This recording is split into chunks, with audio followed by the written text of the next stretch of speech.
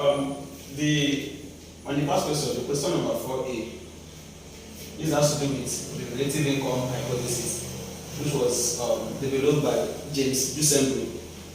Now, in this theory, he looked at two major sources. He tries to know how consumption depends on income, but he focused on two major points. One, two major assumptions there is the present income relative to the present income relative to the past income. Two, the household income relative to income relative to the associate, that is the group, associate income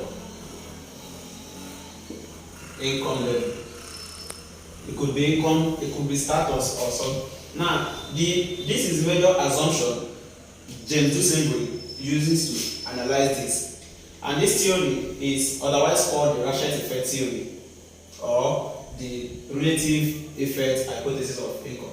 Now, here now he's looking at what is the income of the past year compared to the current income. Then secondly, he look at what is the income of the particular consumer household compared to his friends and others. So he uses this to explain his own theory of income hypothesis. So with that, there's a diagram that better explains this theory. So this is the vertical axis capture the consumption, while here we talk about the income. And now we have our 45-degree line here. Then we have a consumption function here. Let's say C1.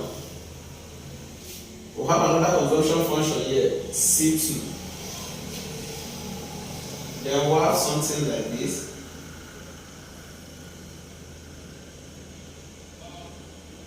This is income 1. We have something like this here. This is Y2. We have something like this here. Now, let's say at this point, this is point A, this is point B. Then, okay, let's say from here, this is point A, this is point B, this is point C. Now, we'll have an upward arrow here, then we'll have a downward arrow here. Now, this is just a diagram of this theory. He's trying to use this diagram to explain the reaction of a particular consumer towards his income. And this is what he calls keeping up with what? The Joneses.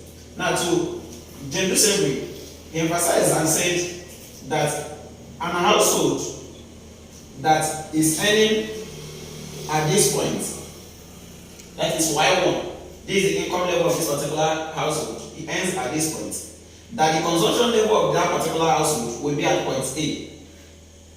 If the income shifts forward to Y2, definitely he will increase the consumption towards point B.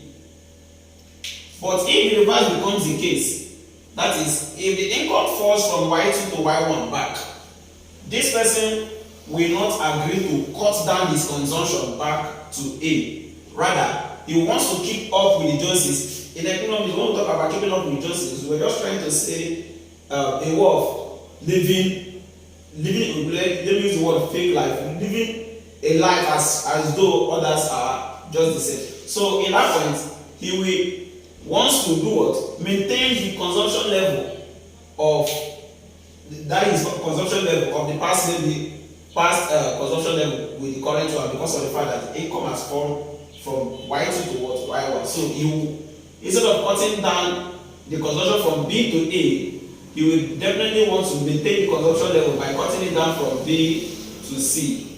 So if you check, it's still on the same consumption line, so he will keep on operating at consumption 2 instead of coming down to consumption 1. Or instead of, because if you check very well at Y1, consumption of A, that is the first consumption C, increases to what? B. So in this case, this behavior here is what he called the Rachet Effect. So it's a behavior that has to do with what?